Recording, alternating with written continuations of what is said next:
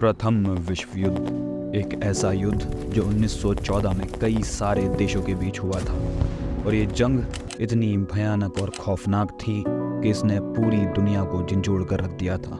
इस जंग में 1.5 करोड़ से ज़्यादा लोगों की मृत्यु और 2 करोड़ से ज़्यादा लोग इस वॉर की वजह से बुरी तरह इफेक्ट हुए थे। वर्ल्ड वॉर 1 हारने के बाद जर्मनी, ऑस्ट्रिया हंगरी और ऑटोमन एम्पायर ये सब रीजन्स तबाह हो बर्बाद हो गए थे। पूरी दुनिया में सिर्फ खून ही खून था और फ्रांस, यूनाइटेड किंगडम, रशिया और जापान जैसी बड़ी कंट्रीज उस खून की नदी में अपनी जीत की नाव चला रही थी। और ये जंग इतिहास की सबसे पहली बड़ी और ख़तरनाक जंग बनी। एक ऐसी जंग जो 4 सालों के बाद खत्म हुई थी। But what if I tell you कि एक ऐसी जंग भी है जिसका आरंभ 19वीं सदी में हुआ था। वो एक ऐसी जंग है जो 2 देशों के बीच नहीं बल्कि 2 धर्मों के बीच हुई। वो एक ऐसी जंग है जिसने इस हिंदुस्तान को 2 हिस्सों में बांट कर रख दिया। वो एक ऐसा युद्ध था जो 2 भाइयों के बीच हुआ। एक ऐसा युद्ध जो शुरू तो एक विवाद से हुआ था, लेकिन धीरे धीरे करके उस विवाद ने कब पूरे हिंदुस्तान को अपने लपेटे में ले लिया पता ही नहीं चला। और उस विवाद का नाम था द डिस्प्यूट ऑफ राम मंदिर एंड बाबरी मस्जिद। 6 दिसंबर 1992 1.5 लाख से ज़्यादा लोग अयोध्या की बाबरी मस्जिद की तरफ एक साथ बढ़े और नारेबाजी शुरू कर दी। उस भीड़ में शामिल लोगों के अंदर एक गुस्सा था। गुस्सा उस बाबरी मस्जिद के लिए, गुस्सा उस मुगल बादशाह के लिए जिसके हुक्म पर उस मस्जिद को बनवाया गया था। उन 1.5 लाख लोगों की रैली ने सुबह से ही घंटों तक उस मस्जिद के बाहर नारेबाजी शुरू कर दी। पुलिस ने हर शख्स पर कड़ी नज़र रखी हुई थी। सब कुछ शांतिपूर्वक चल रहा था, लेकिन अचानक दोपहर के 12 बजते ही वहाँ कुछ ऐसा हुआ जिसकी वजह से सारे पुलिस ऑफिशियल्स को वहाँ से भागना पड़ा। उस रैली में से एक आदमी पुलिस की नज़रों से बचकर उस मस्जिद के अंदर एंटर हुआ और भगवा रंग का झंडा लहरा दिया। पुलिस ऑफिशियल्स को कुछ समझ आता है उससे पहले ही उस रैली के सारे लोगों ने उस झंडे को एक सिग्नल की तरह देखा और हर शख्स ने अपने हाथ में हथियार लेकर बिना कुछ सोचे समझे बाबरी मस्जिद पर हमला बोल दिया।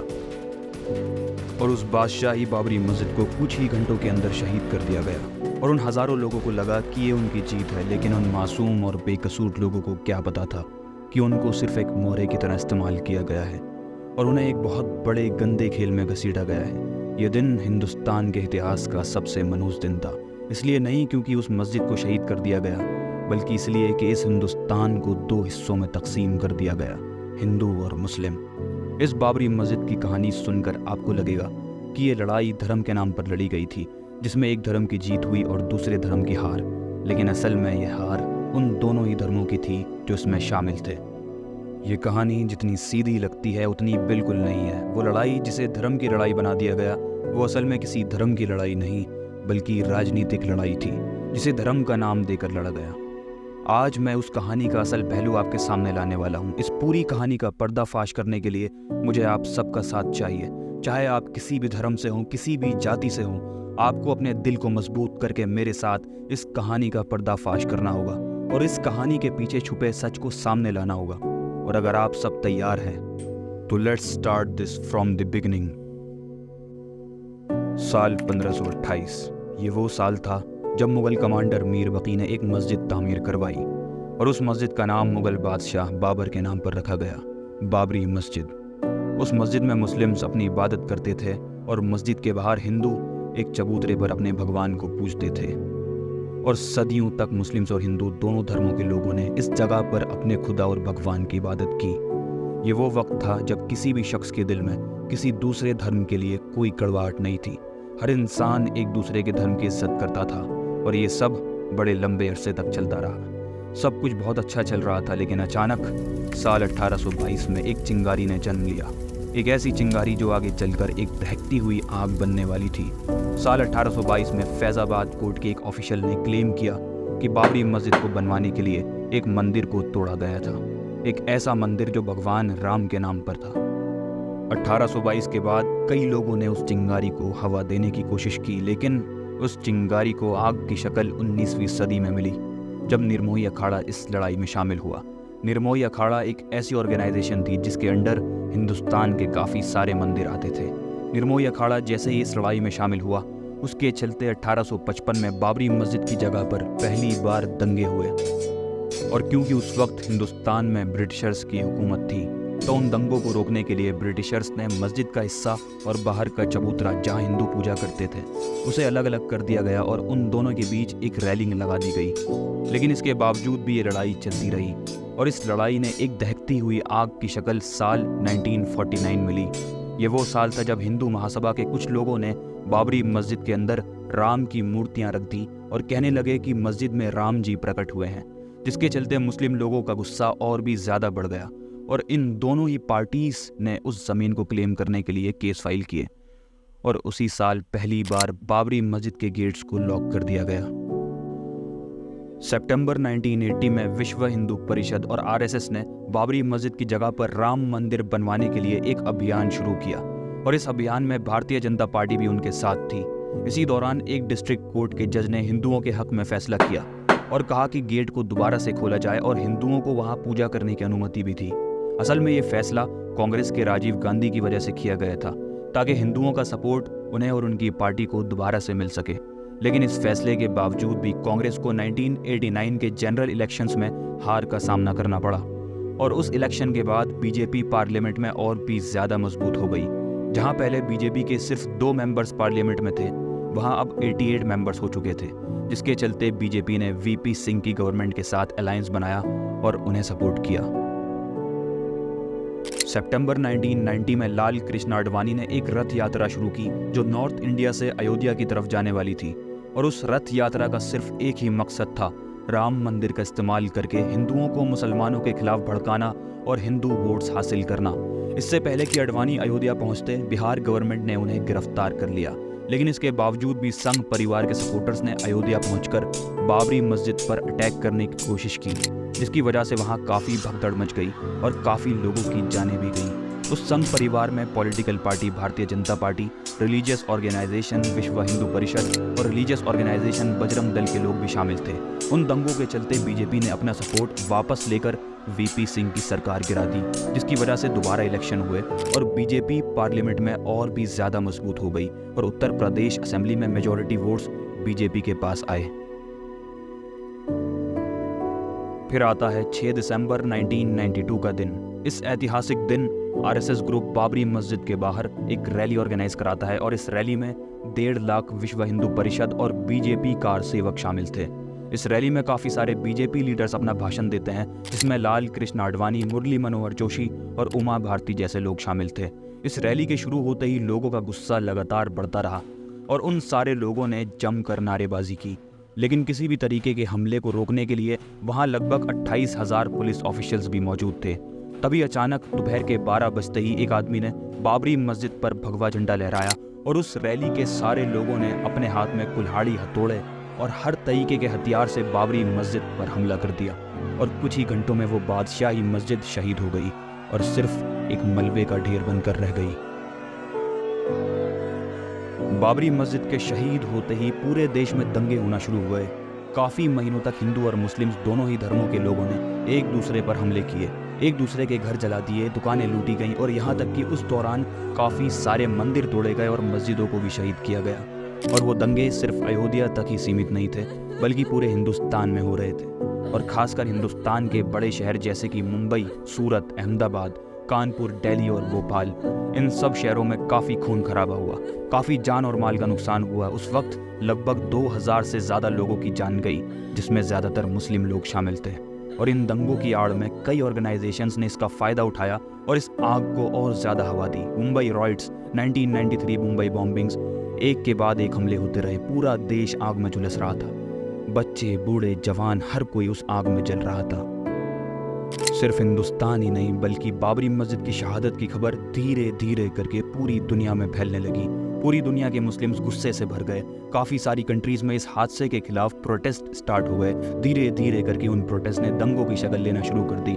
पाकिस्तान, बांग्लादेश, यूनाइटेड किंगडम, यहाँ तक कि पूरे मिडिल ईस्ट में हिंदू मंदिरों को टारगेट किया गया और काफ़ी मंदिर तोड़े गए। बहुत से मंदिरों को बॉम्ब छोड़ा दिया गया, काफ़ी हिंदुओं की जानें भी गई और इन देशों में रहने वाले इंडियन एम्बेसडर्स को भी टारगेट किया गया। हिंदुस्तान से शुरू होने वाली इस आग ने पूरी दुनिया के हिंदू और मुस्लिम्स को अपने लपेटे में ले लिया। कई बेगुनाह लोगों की जानें गईं, सैकड़ों लोग इस आग में घसीट लिए गए। किस लिए? हाँ, किस लिए? क्योंकि वो सिर्फ हिंदू या मुस्लिम थे? और उन्हें उस आग में घसीटने वाला कौन था? कौन था जिसने इस पूरे हिंदुस्तान को और इसकी सुख शांति को अपने फायदे की बलि चढ़ा दी?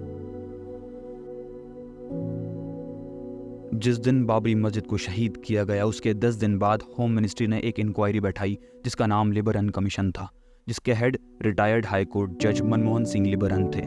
मनमोहन सिंह को अपनी रिपोर्ट 3 महीने के अंदर सबमिट करनी थी, लेकिन हर बार उस इंक्वायरी का टाइम बढ़ता रहा और जो इंक्वायरी कुछ ही सिटिंग्स में ख़त्म होने वाली थी उसे 399 सिटिंग्स और 17 साल का वक्त लगा। और डिमोलिशन के 17 साल बाद 30 जून 2009 में उस कमीशन ने 1000 से ज़्यादा पेज की रिपोर्ट उस वक्त के प्राइम मिनिस्टर मनमोहन सिंह को सबमिट की। लेकिन पार्लियामेंट में प्रेजेंट होने से पहले ही वो रिपोर्ट मीडिया में लीक हो गई, जिसकी वजह से पूरे हिंदुस्तान का ध्यान उस रिपोर्ट पर चला गया और हर तरफ अफरा तफरी मच गई। और उस रिपोर्ट में काफ़ी बड़े बड़े खुलासे किए गए। उस पूरी रिपोर्ट ने भारतीय जनता पार्टी के टॉप लीडर्स को बाबरी मस्जिद के डिमोलिशन का जिम्मेदार बताया। लेकिन जब नवंबर 2009 में उस रिपोर्ट को लेकर लोकसभा और राज्यसभा में डिबेट चली, उस डिबेट में इस पूरी रिपोर्ट का पूरी तरह खुलासा हुआ। उस रिपोर्ट के अनुसार बाबरी मस्जिद का डिमोलिशन एक ऐसा षड्यंत्र था जो पहले से ही प्लान किया गया था।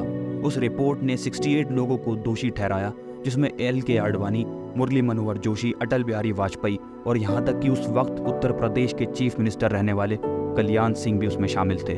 और सबसे अहम बात, उस रिपोर्ट ने RSS को बाबरी मस्जिद के डिमोलिशन का पूरा मास्टरमाइंड बताया। उस रिपोर्ट के अनुसार कल्याण सिंह, जो उस वक्त उत्तर प्रदेश के चीफ मिनिस्टर थे, उन्होंने पुलिस ऑफिसर्स को बाबरी मस्जिद के शहीद करने के वक्त पर चुप रहने को बोला। साथ में कल्याण सिंह ने संघ परिवार को ये डिमोलिशन प्लान करने में पूरा सपोर्ट किया। बल्कि इस रिपोर्ट का कहना था कि कल्याण सिंह और उनके कैबिनेट ने अपनी पूरी सरकार ही RSS के हाथों में सौंप दी थी। और बाबरी मस्जिद में भगदड़ की खबर बीजेपी मिनिस्टर कल्याण सिंह को पहुंच चुकी थी, लेकिन इसके बावजूद भी उन्होंने ना तो पुलिस ऑफिशियल्स को हमला करके उस भगदड़ को रोकने का और ना ही उसमें कोई दखल देने का ऑर्डर दिया, जिसकी वजह से दंगे करने वालों ने अयोध्या के मुस्लिम्स पर हमले किए और उन्हें बचाने वाला कोई भी नहीं था। उमा भारती, गोविंदाचार्य, कल्याण सिंह और शंकर सिंह वगेला, ये सब उस वक्त के बीजेपी मेंबर्स थे जो बाबरी मस्जिद के डिमोलिशन में शामिल थे। और उस रिपोर्ट के हिसाब से यह उस हमले को बहुत आसानी से रोक भी सकते थे। इसके अलावा अटल बिहारी वाजपेयी, लाल कृष्ण आडवाणी और मुरली मनोहर जोशी, ये सब लोग 6 दिसंबर की वारदात से अनजान होने का और दूर रहने का दिखावा कर रहे थे। अनुज गुप्ता, एक पुलिस ऑफिसर जो उस वक्त आडवाणी के सिक्योरिटी इंचार्ज थे, उनके मुताबिक लाल कृष्ण आडवाणी और मुरली मनोहर जोशी ने काफ़ी सारे भड़काऊ भाषण किए और रैली के लोगों को उकसाया, जिसकी वजह से उस रिपोर्ट में इन सब को भी दोषी करार दिया गया। उस रिपोर्ट ने बाबरी मस्जिद के डिमोलिशन को एक बहुत बेहतरीन षड्यंत्र बताया, जो कि बहुत सावधानी के साथ और बिना किसी फ्लॉ के प्लान किया गया था। इस पूरे मास्टर प्लान ने सिर्फ यंग लोगों को टारगेट किया, जो इस डिमोलिशन में छुपे हुए एजेंडा को अनजाने में सपोर्ट कर बैठे। जस्टिस लिबरन ने उस रिपोर्ट में नरसिम्हा राव की गवर्नमेंट को बिना क्रिटिसाइज किए सपोर्ट किया, लेकिन बाकी लोगों ने प्रधानमंत्री नरसिम्हा राव के खिलाफ काफ़ी आवाज़ें उठाईं। लोगों का कहना था कि नरसिम्हा राव उस सिचुएशन को ठीक तरीके से हैंडल ना कर सके, लेकिन इसका जवाब नरसिम्हा राव ने अपनी बुक अयोध्या 6 दिसंबर 1992 के अंदर दिया। नरसिम्हा राव ने कहा कि बाबरी मस्जिद का डिमोलिशन कल्याण सिंह, जो उस वक्त उत्तर प्रदेश के चीफ मिनिस्टर थे, उनकी तरफ से एक बहुत बड़ा धोखा था, जो बार बार कांग्रेस गवर्नमेंट को दिलासा देते रहे कि वो बाबरी मस्जिद की रक्षा करेंगे। लेकिन उस रिपोर्ट के अनुसार तो उस वक्त कल्याण सिंह की पूरी गवर्नमेंट पूरी तरह से RSS के कंट्रोल में थी। RSS ने इस पूरे हमले को अचानक हो जाने वाला हमला दिखाने की पूरी कोशिश की, लेकिन इस रिपोर्ट ने इस हमले को एक वेल प्लान्ड अटैक घोषित किया। आखिर में इस रिपोर्ट ने RSS के अलावा पूरे संघ परिवार को इस हमले का जिम्मेदार ठहराया। वो संघ परिवार जिसमें भारतीय जनता पार्टी, हिंदू ऑर्गेनाइजेशन, विश्व हिंदू परिषद, मिलिटेंट ऑर्गेनाइजेशन, बजरंग दल जैसे संगठन शामिल हैं। लेकिन RSS चीफ KC सुदर्शन ने अपने डिफेंस में कहा कि बाबरी मस्जिद डिमोलिशन में RSS का या कार सेवकों का कोई हाथ नहीं था, बल्कि ये पूरा हमला गवर्नमेंट ने प्लान किया था। लेकिन उन्होंने ये कभी जाहिर नहीं किया कि वो उस वक्त की सेंट्रल पावर कांग्रेस पर उंगली उठा रहे हैं या बीजेपी पर, जो उस वक्त उत्तर प्रदेश में पावर में थी।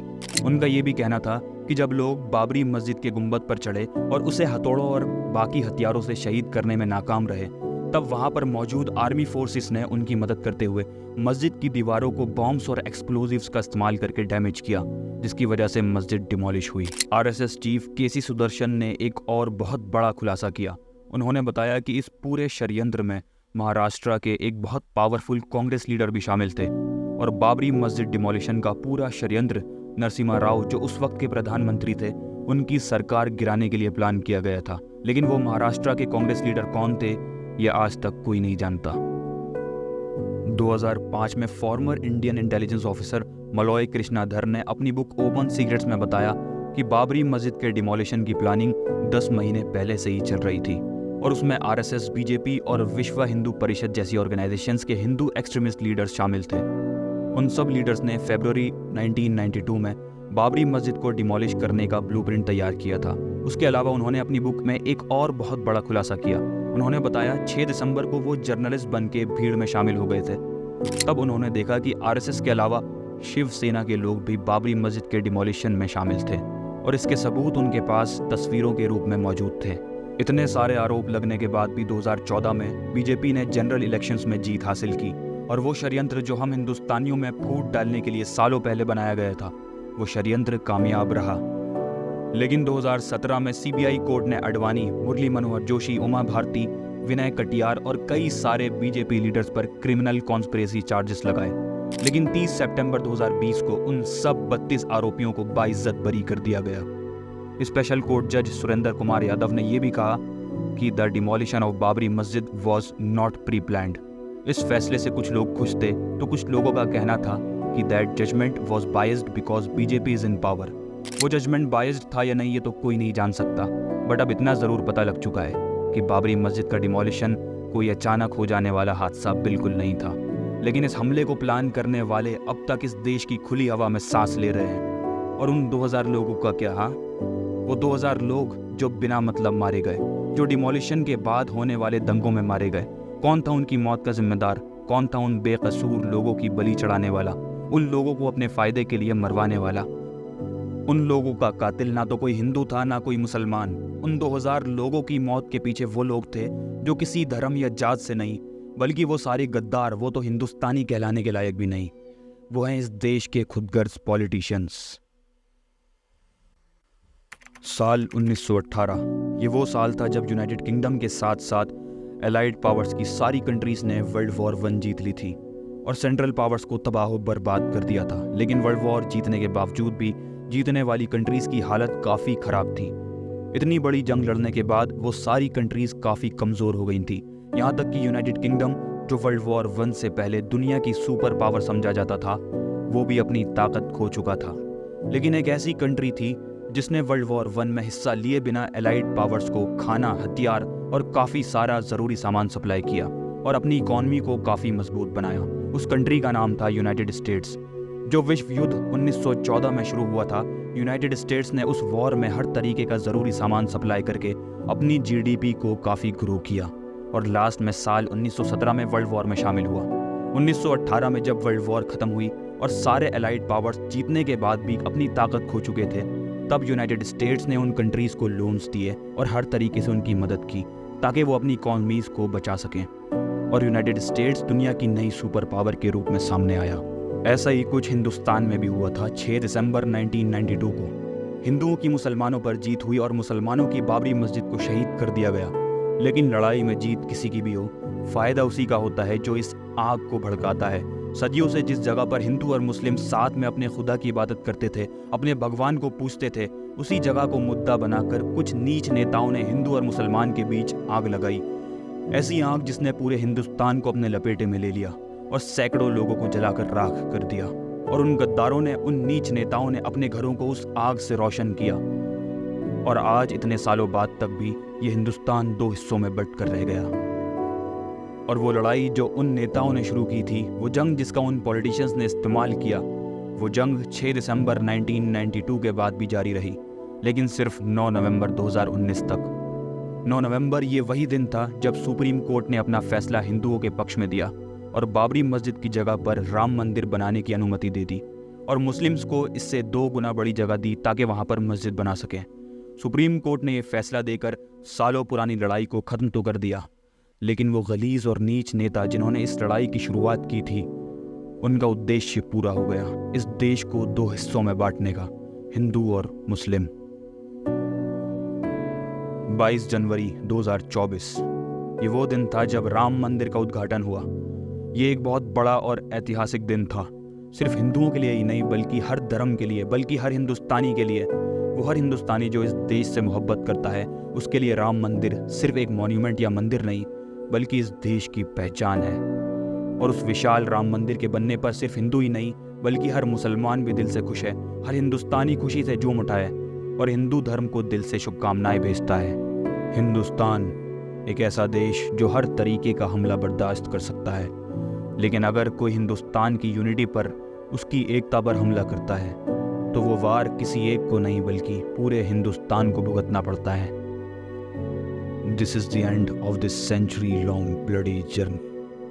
If you really like this video, then share it with at least 2 of your friends and make sure that one of them is a Hindu and the other is a Muslim.